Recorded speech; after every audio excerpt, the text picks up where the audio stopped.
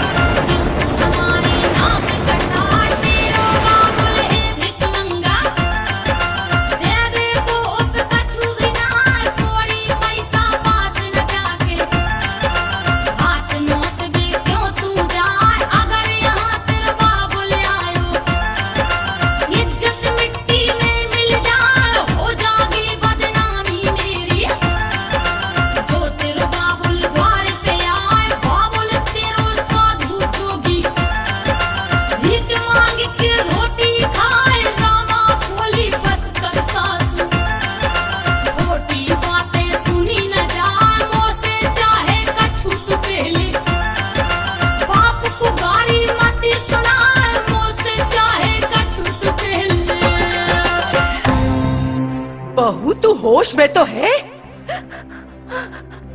हाँ अम्मा, मैं बिल्कुल होश में हूँ। तू होश में होती तो ऐसी बातन करती? मुझे लगता है तुझे इस घर के सुख पाकर तेरी बुद्धि बौरा गई है या खराब हो गई है। तू ये नहीं समझती कि तेरे बाप के पास अब धन दौलत नहीं है और तू उस भिखमंगे के यहाँ भात न्योता देने जा रही है। तेरा दिमाग खराब हो गया है। अरे तेरे बाप को 4-4 दिन फाके करते हो जाते हैं। भूखा मरता है तेरा वो बाबुल।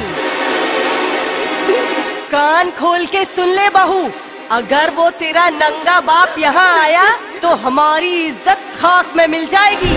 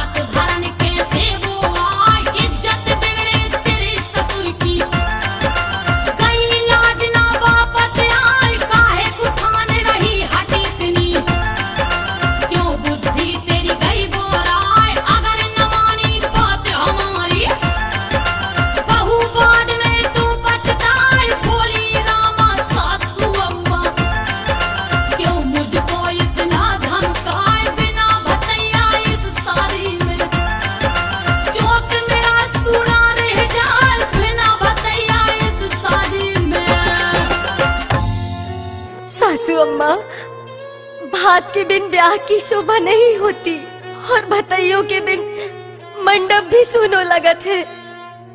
अम्मा मैं जानती हूँ मेरे बाप के पास कौड़ी भी ना है देवे को, पर मेरा पीहर बहुत बड़ो है।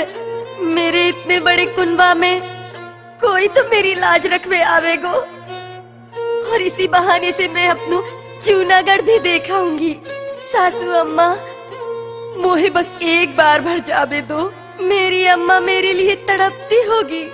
मैंने अपनी माँ को बहुत सालों से नहीं देखा है। अच्छा तो तू अपनी अम्मा के लिए इतनी बिलबिला रही है, तो तेरे ससुर को बुलाती हूँ। अरे ओ कामदार। हाँ सेठानी जी। जाओ अपने सेठ जी को बुला के ले आओ। जी मालकिन।